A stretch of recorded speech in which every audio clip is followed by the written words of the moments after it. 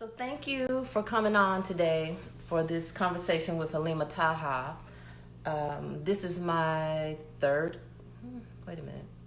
So yeah, it's my third conversation in the series of creative conversations. And I wanted to put this series together so that during this time of COVID-19 that I can still have an opportunity to talk to the creative people in the community and people whose work I love and respect. And because I just love talking to creative people because I'm a creative. So today I'm really excited that my friend Halima Taha has agreed to have this conversation. She is a very important person to the conversation of African American art and to the visibility of African American art. And so I will start by reading her bio because I don't want to miss anything, and then I'll bring her on and we'll get started. So Halima Taha is, hold on, let me do one more thing. Can you tell I'm nervous? Hold on.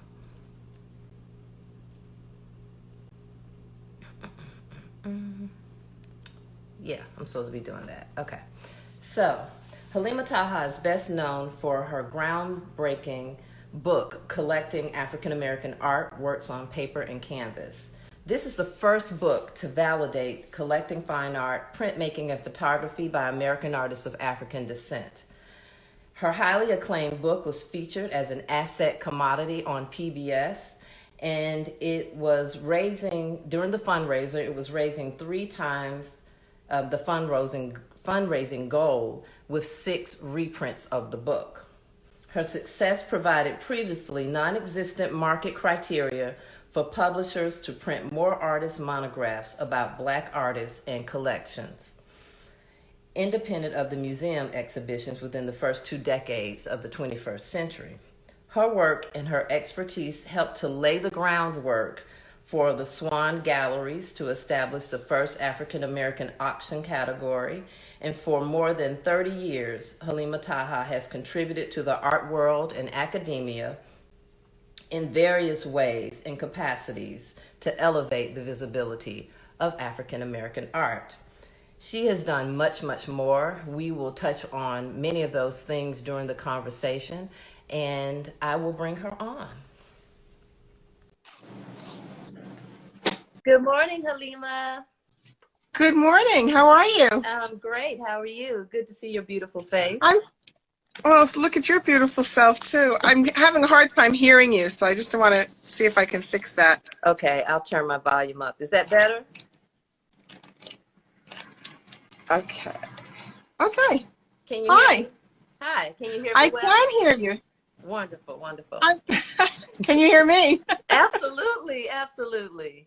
So, How are you today? you know what? I'm actually good. How about you?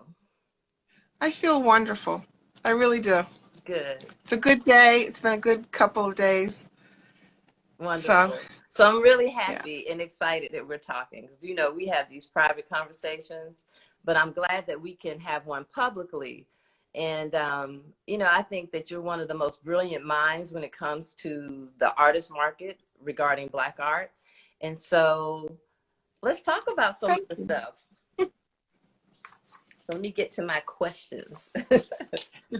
Your questions. So for those of you who may not be aware of Halima, this is the book that now it's 21st anniversary of this book that I just referenced when I was introducing her.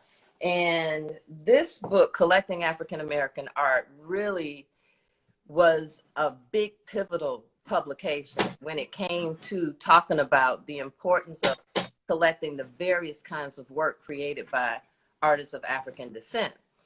And so it was back in 1999 when you published the book, essentially. And I wanted to know, why did you decide to write the book, Halima? Why was this important to you? Well, it was the book. First of all, the book was published in 1998. 1998. Okay. 1998. But the book came about after I had been working in an art gallery for about 4 years. And I was a co-owner of the Onyx Art Gallery with Frank Stewart.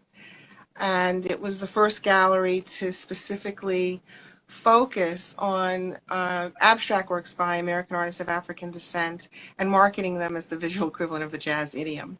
And so during those years, there were a lot of people interested, of course, in African American art and different mediums and everything. But I was noticing that people didn't really know where to start, and they also didn't know much once they acquired works of art across the board, how to mat, frame, handle insurance, tax considerations. And also there were only about 6 African American art history books, which is hard to believe now because there are hundreds, and also hundreds of monographs and everything. And so having said that, I'd been thinking about doing this book for a while, but one day a woman came into the gallery, and she was so excited because she had purchased this Elizabeth Catlett print, and she wanted to show it to me and show me she had this great deal. And she said, "Listen, I just bought this Catlett print, and I got it for a real steal." And she spent $7,500 for this piece of work in 1985, and today this piece does not sell for more than about $4,700. What was the piece? So my moral and ethical compass, was, really, it went red, basically. I was so upset. What was the piece? Can you tell us? I don't remember the name of the piece. It was I think it might have been Jackie. I think it was one of her many pieces of a beautiful black woman, and it was really a beautiful print. And I just was very upset that someone had taken advantage of her in that way, because no matter what anyone does for a living, most people work very hard for a living. Absolutely. And the idea that someone would be represent the worst of capitalism and take advantage of someone like that, really, it was more than offending me. I was furious. And so I realized that I had to do something. And so I took what started out as an idea, and it just became a reason to exist, my raison d'etre. So my intention was to write a book that would support and expose American artists of African descent, and to support and nurture the development of informed collectors, as well as to massage the marketplace and educate other art professionals who were in other spheres within the art world that were not really taking the cultural production of African American artists seriously. Mm-hmm. And so as a result, I wrote this book. It took about 12 years to get it published. Wow. And yeah. And there were a lot of reasons. Can you talk about some of those reasons why? I mean, what were some of the situations you may have encountered in trying to have the book published? Well, I think first of all, it's important to think about the fact that the perception of value of Black people in this country historically goes back to the fact that we're not intelligent. So these were the justifications to enslave Africans. Mm-hmm. They're not intelligent. They're only good for breeding and labor. If you're not intelligent, you can't come up with ideas. And so much of visual art is about ideas. And so you could make crafts, and art by self-taught artists were always championed more than the work of trained African American artists. Mm. So that thinking impacted the publishing industry, the fine art world, and the educational sector, every sector of society. Had been influenced by those ideas. So when I was shopping the book around, I was told by all of the major art publishers for 12 years that Black people don't read, they don't buy art, and white people don't buy art by Black people. Those were the three things. The fourth statement that was made was that you can't do a book like this unless you have an exhibition attached to it. They couldn't see making money off of the book unless there was an exhibition that would inspire someone to purchase the book. So these misconceptions made it extremely difficult, and it challenged me to be very creative in presenting the market for the book. Mm-hmm. And it took 12 years to do it. Yeah, and a lot of that thinking parallels a lot of the discrepancies in the market even today, too. So I want to go back to, and I know they're negative. We're not going to harp on the negativity, but I want to go back to what you were told. So the first thing was Black people don't read. The second thing was, or the third, was that unless it's connected to an exhibition, that there's no need for the publication. What did I miss? There was another. And white people don't buy art by Black people. And white people and Black people don't, and Black people don't buy art. And Black people don't buy Meanwhile, it's important to know that African Americans in the United States in the 80s were collecting furniture and antiques and all sorts of things, like at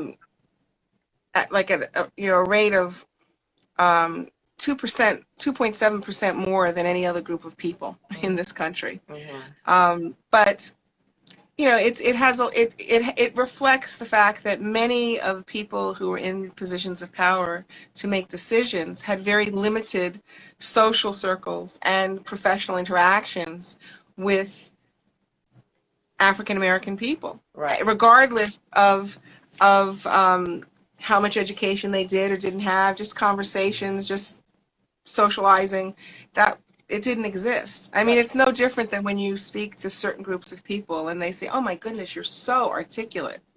And it's like, well, why wouldn't I be? I was born and raised and educated in this country. Absolutely. But that still happens. Absolutely. So, a lot of those ideas, unfortunately, are still prevalent. But at the time, it was very difficult not being involved in the museum world directly. Like most people that are involved in the field go through the museum world as curators and researchers. And my foray into the field was through a commercial art gallery. Mm-hmm. But we weren't selling prints. We were selling paintings and sculpture and some prints, but very limited edition, under 250 hand-pulled print. Mm-hmm. We had work from the 19th century as well.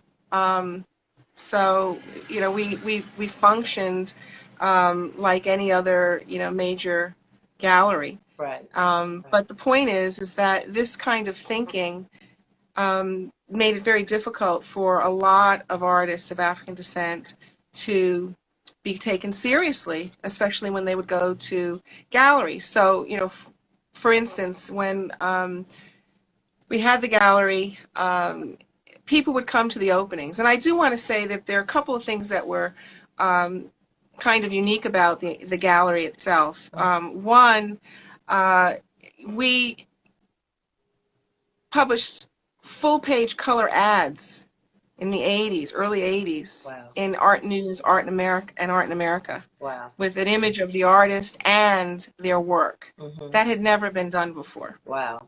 A lot of our clients were predominantly Japanese and Europeans because they were really interested in building their German Expressionist collections, and as a result of their passion for German Expressionism, aesthetically, they were very interested in abstract expressionism of a lot of the African American artists. This was during the 80s, so there was no internet, social media, none of that existed. So it's correct. Interesting that your primary clientele was of the Japanese descent. Well, in the 1980s, there was a lot of money flowing around. The Japanese were making records purchases at auction, mm-hmm, and they were buying up everything. Okay. And so a lot of African American artists' work was being collected. Okay. And then a lot of collectors, as I said, of German Expressionism, were also collecting African American artists' work. Also, major collectors of American art in this country were literally filling the historic and aesthetic gaps in their collections. Mm-hmm. So they didn't need 2 or 3 Jackson Pollocks or Helen Frankenthalers, or but you could purchase a Norman Lewis and an Alma Thomas, Right. and you could purchase 4 of them, still way below one of those paintings by Jackson Pollock or Helen Frankenthaler. Mm-hmm. So people were starting to do that, and now many people who were purchasing those works then are now kind of priced out of the market, Yeah. because of what's happened. But I think that what is equally important to keep in mind is that the growth of the middle class in the 1980s overall was integral to the growth of the market for African American art. Okay. People had their homes, they had their stocks and bonds, and they traveled, they had their jewelry, they had their clothes, they had their stuff and their investments, and now they had more disposable income, and people were collecting, and but it was not there weren't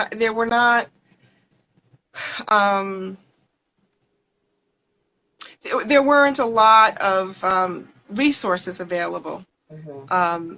that were specific to collecting African American art in the 1980s. Mm-hmm. The most important thing, and I still believe this, is that you have to like it Absolutely. and connect with the work. Mm-hmm.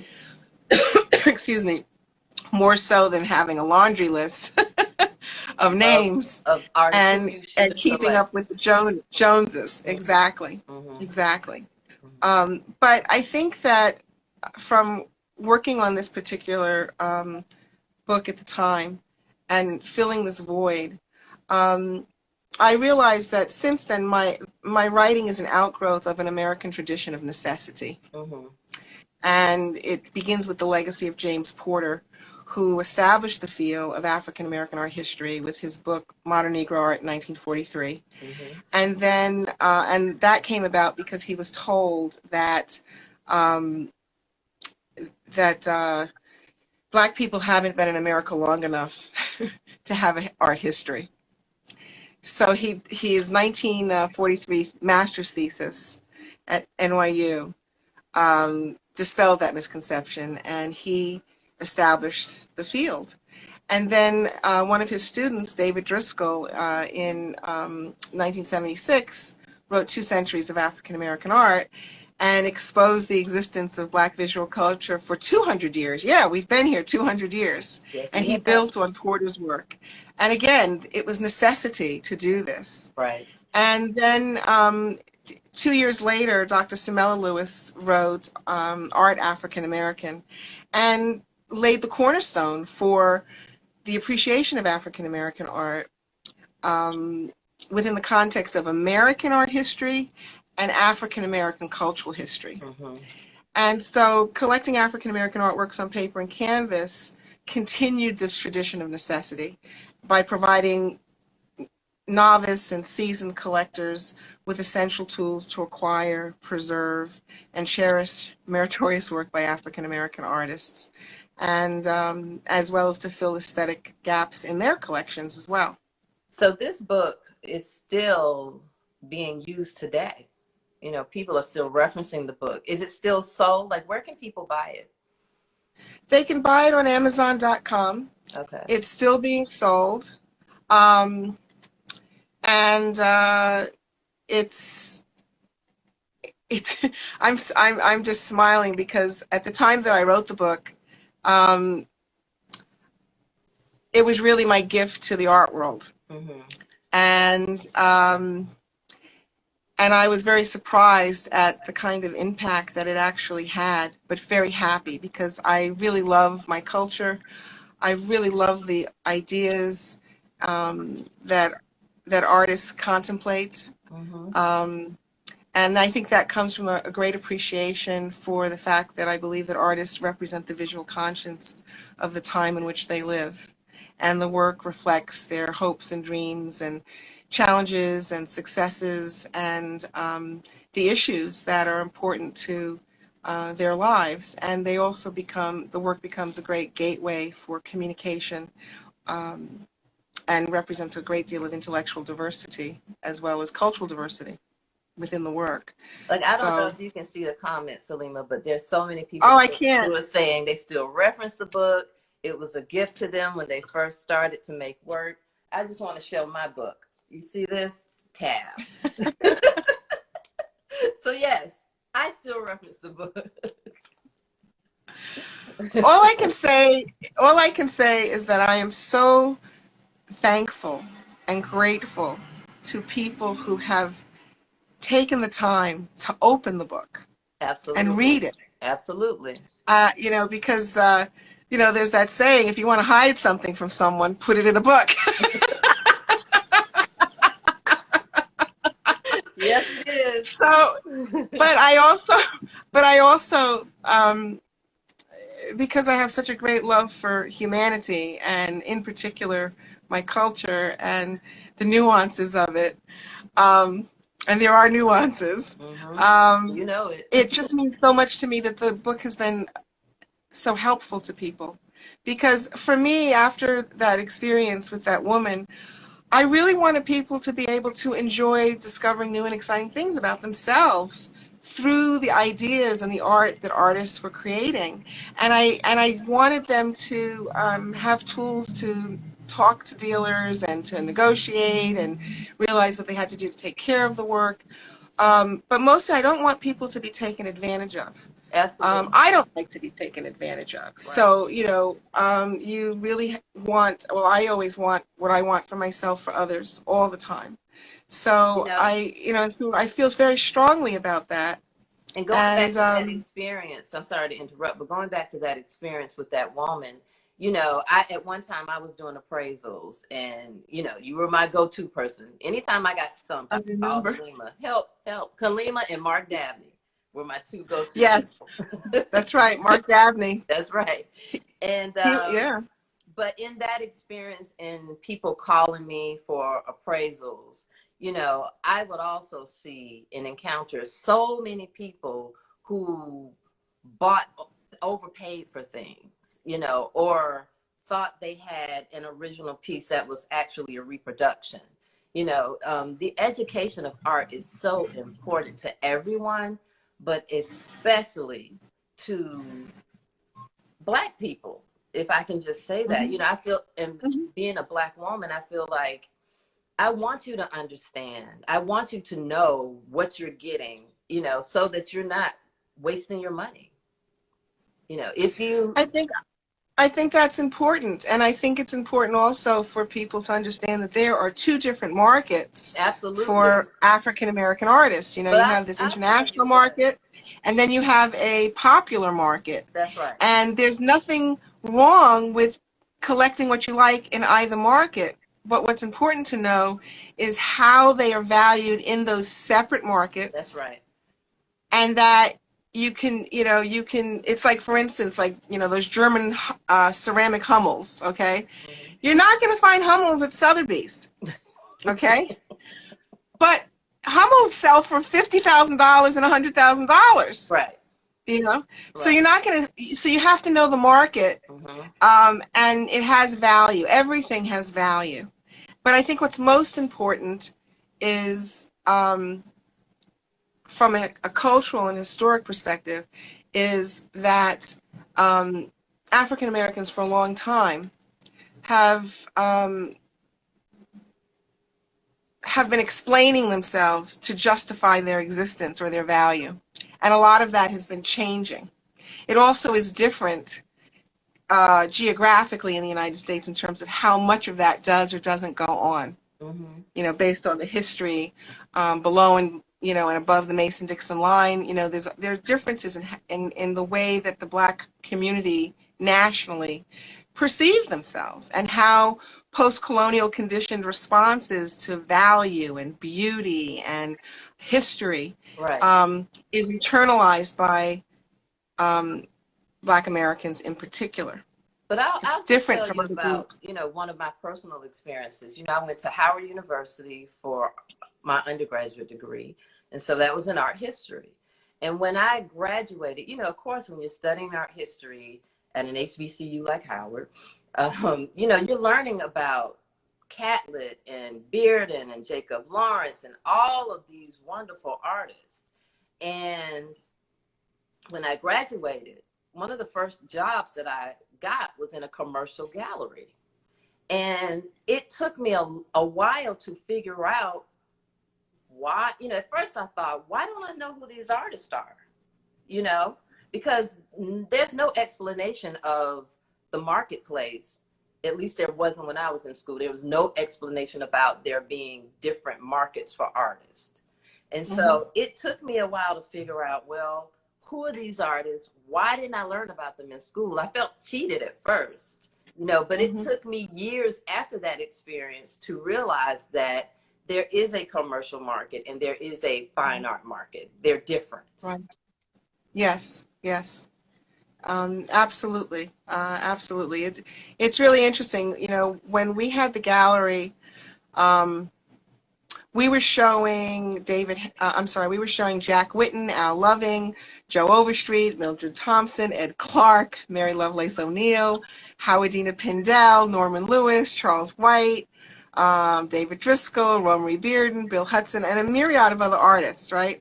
And some of those artists, when they went to 57th Street galleries in the 80s, some of them, not all of them, they'd make the appointments to show their portfolios, but they'd get there and the receptionist would see them and say, "We don't show Black art," without even looking at the portfolio. And this was happening in Soho and on 57th Street.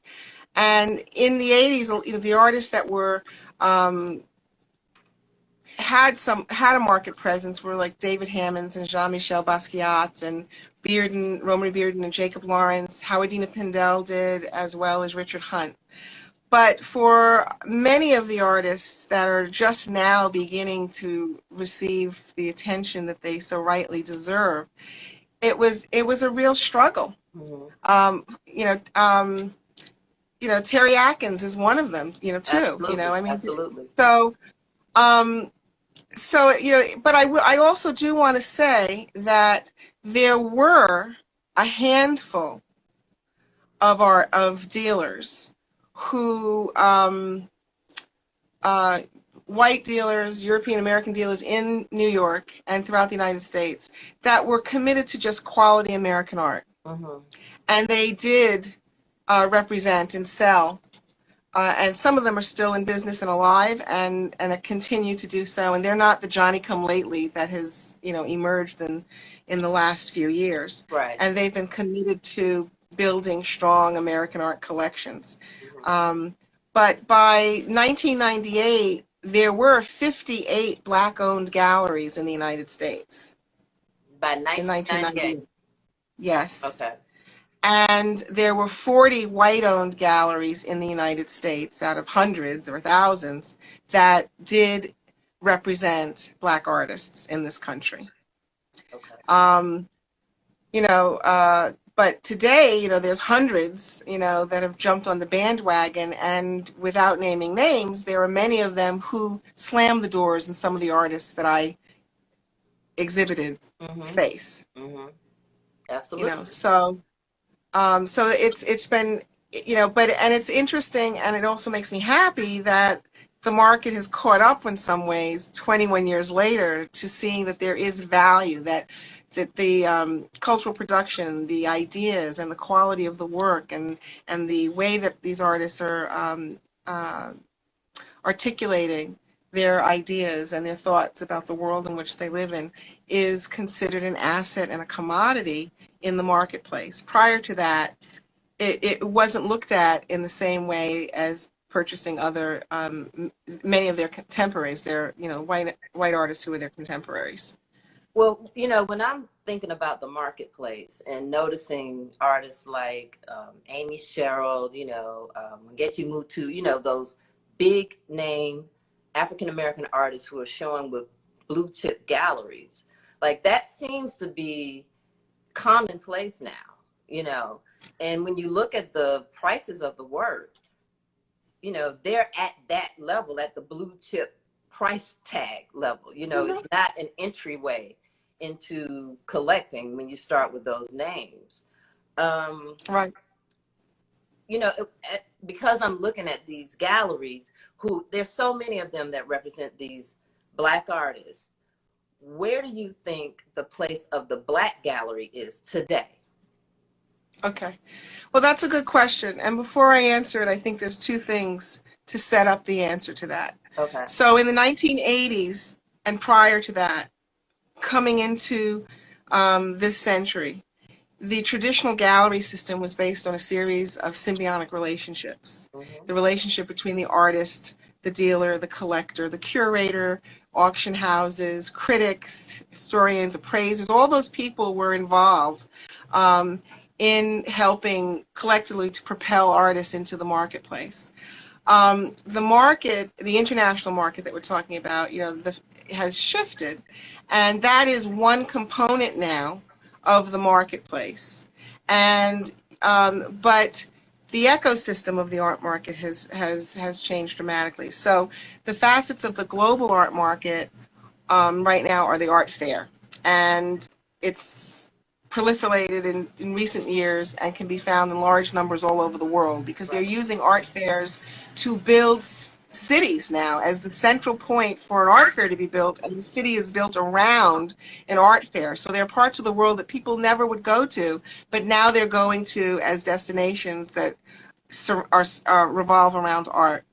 The first art fair was in the 12th century, and it wasn't until 2005 that art fairs became a phenomenon in which within this century, and it's now called the age of the art fair. So it's, you know, what started out as like a niche trade has become this globalized enterprise, and it's more than $60 billion a year. So that's what the market has become. Wow. With the advent of all of these art fairs, many of the small and mid-sized galleries owned by all art dealers have suffered dramatically, and many of them have gone out of business. Many of them are no longer brick and mortar galleries. They're functioning as consultants. They're trying to, you know, partner with one another, and the art fair in many ways has shifted the access to the art and the ideas to primarily the extremely wealthy. And that was not, you know, that's existed, but that was not always the case as it pertained to access to quality work by American artists of African descent. Mm-hmm. And also in the 90s, in the 80s and the 90s, when the rest of the economy would fluctuate, the sales, as you know, when you were appraising, would remain consistent. Right. But that didn't happen with the most recent, you know, crash in 2008, and then what's going on now. You know, the values were, you know, supposed to start at 30% below the asking prices to begin your appraisal, you know, valuation process. And African American artists' work, particularly the historic works, suffered tremendously. But during that time, the contemporary artists, they were flying off the charts. So there was a very strange and interesting dichotomy that was beginning to happen. And I think that some of the interest in African American art has a lot to do with the fact that all of the middle-aged white artists from the middle of the 20th century to now have died. They're not making any work. And what's left is really not the best of the work. So in order to continue to perpetuate the value of those artists' work in these institutions as an aesthetic, you have to continue filling the gaps with a linear aesthetic pedigree. And where else are you going to do that or take from but the peers, the contemporaries of those artists working in those periods or styles in the course of modern and contemporary art history. Right. So that's one part of it. The other part of what's happening in the market now is that the art gallery system and the art fair system are not the only infrastructures that are enabling artists to sell their work, because we have to always remember that artists make their work for themselves and strangers. And not all of the artists have the opportunity to be represented by galleries that are going to fair, or dealers that want to have lesser known artists exhibit in their brick and mortar galleries, because there's less traffic now than there has ever been for the galleries. So because of that, artists have come up with extraordinarily creative ways of getting their work into the marketplace and into the homes of collectors. And they use Instagram, they participate in different shows, and they create a market for themselves successfully. And they're not artists who are functioning in that popular market of fairs that artists pay booths to sell their work. Right. They are actually integrated into the international market. So the other point I want to make is that the main reason that Black visual culture has piqued national and international interest is that the artists themselves, they're producing some of the most challenging and compelling art of our time. And they're combining a rich and diverse blend of aesthetic traditions from Africa, Europe, the Caribbean, all the Americas, and Asia, and it appeals to an integrated audience of collectors. But the artists are also offering new ways of thinking about contemporary themes that are addressing gender, sex, sexuality, immigration and trade, identity and beauty, politics and race, social justice and technology. And again, people are filling these historic and aesthetic gaps and making connections. What's happening for African American artists is one thing. What's happening for artists from throughout the African diaspora is another thing. What's happening for Afro-Latin artists in South America and Black British artists, which also includes South Asian artists, Afro-European artists, contemporary African artists. Now all of these artists are mixed into this marketplace. Right. And that's a very interesting and exciting kind of thing, because of the different ideas, and there are certain cultural threads, aesthetic threads, and some very distinct types of differences because of the different cultures. So all of that is important to keep in mind. And with regard to Black art dealers,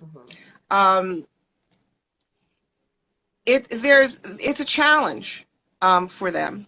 Right. Part of the challenge is that they're not necessarily coming out of generations of families that have owned art galleries. That's one thing. That's right. And currently there are two dealers, African American dealers, where you have, for the first time in history, a second generation in the art business. That would be Bill Hodges and his son, and George Nnamdi and his son, and his gallery in Miami. So that's a pretty incredible thing. There are dealers who have children who studied art and were thinking about getting involved in the business, but they had no interest in the business after, at a certain point. Right. And I think that the challenges have to do with inventory. A lot of the dealers, they show what they show, but they have a huge inventory.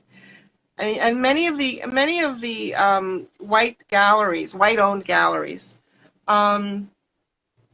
they have tons of European art. We have to remember that American art was considered garbage art. Right. In the beginning of the 20th century. Right. It wasn't taken seriously. So a lot of those galleries and those businesses, they were selling European art, and they were introducing American artists, into the marketplace. And whether they were selling American art or not, they were always selling the European art and selling it over time and within the same family, generation to generation to generation. So, and all the blue chip stuff. African American art dealers who own the galleries are not in the position to do that. And the cost to run a gallery, and then the idea of simultaneously participating in any of these fairs, it's astronomical. The booths, range from $50,000 to $200,000, depending on what your space. You have to pay for insurance and shipping, staff, hotel accommodations, airfare, meals. It's a very expensive investment.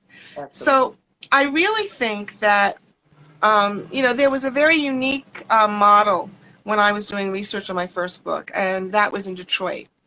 And it was really beautiful because the dealers in Detroit, at that time it was Del Pryor Gallery, which still exists, George Nnamdi Gallery, when he had the gallery there before he closed it and opened the Center for Contemporary Art, oh my goodness, Sherry Washington at that time.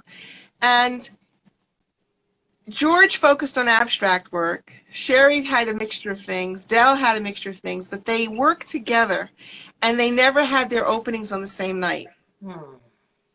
And they would bring their collectors. So if you were only into abstract work, you would still tell people and friends, and you would still show up to one of the other dealers' openings to support the business. Right. And bring people who might like the work. And they really worked together. And that was a very unique situation and relationship. And I think that what's essential is for African American art dealers to work together. But that's a challenge because they all have a different view of the universe aesthetically. They all have different experiences professionally. Right. And they're not all working, with necessarily the same value system. And so that's a challenge. But I also think that what can happen to support them is also in the hands of collectors, because there are many collectors who have been presented work by Black dealers or art advisors or art consultants at a reasonable price, and they just turn their nose away, don't take it seriously. And then that dealer ends up selling the work to another dealer who owns a gallery, a white dealer, and that dealer has marked it up 350%. Right. And then that dealer shows the same collector the work, and they buy it from that white dealer for 300% markup. Right.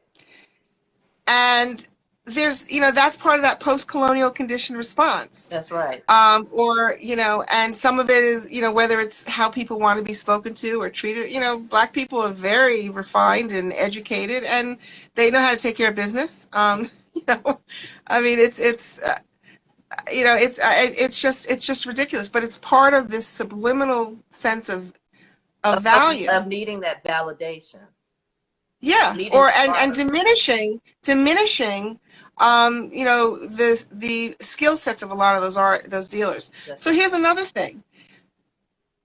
You may go to a Black-owned gallery that, like Matisse, who's in the cover of the recent article, Matisse Perdomo, Matisse Gallery, or Sycamore Jenkins. The New York Times article, is that what you're referencing? The New York Times article, right? Or any of the dealers that are there, all right?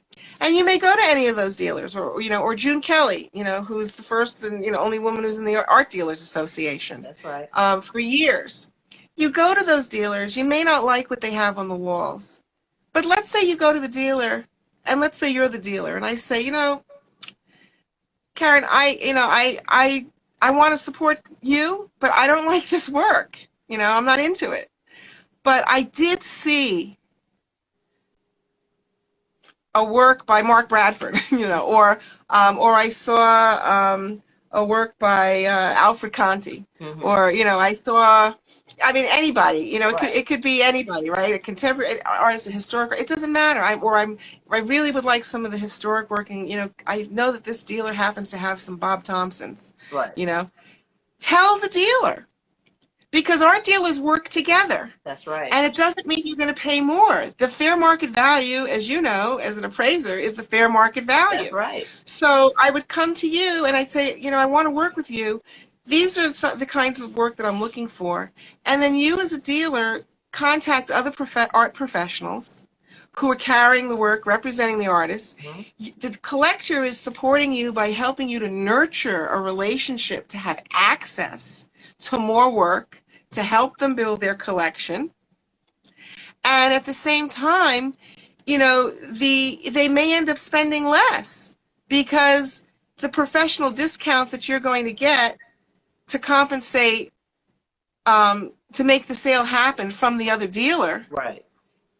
Some of that is also passed to the collector. That's right. And you're still able to make, a commission, and the artist gets paid for what they should get paid for, And everyone gets that blue chip piece or whatever it may be. Exactly. Mm-hmm. So I think that that's one way that collectors, and in particular, collectors at large, and then in particular Black collectors, can support these businesses. Now, Atlanta is a very unique place too, because of the community feeling of Atlanta. Uh-huh. And the access to everybody. There's so many wonderful, wonderful artists in Atlanta. Yes. And I mean, there really are. And I wish more people would realize how much talent is coming out of Atlanta, honestly. And they are getting it. But the point that I'm making is that a lot of the dealers undermine the artists and the market because their attitude is, well, I can just go to the artist studio, and they want to cut the dealer out. That's right. Or the broker out. That's right. And the artists cut their nose to spite their face because, of course, they want to make the sale. Mm-hmm. But let's say you're showing an artist's work and you have it at a certain price point. And then this person comes to the show and then goes to the artist and says, let me come to your studio. I really like your work. Mm-hmm. And the artist says, sure. And then the artist decides, I'm just throwing out a number. Let's say a piece is $10,000. All right. And the artist says, well, I'll sell it to you for $5 because, right. And they have cut their market. Artists need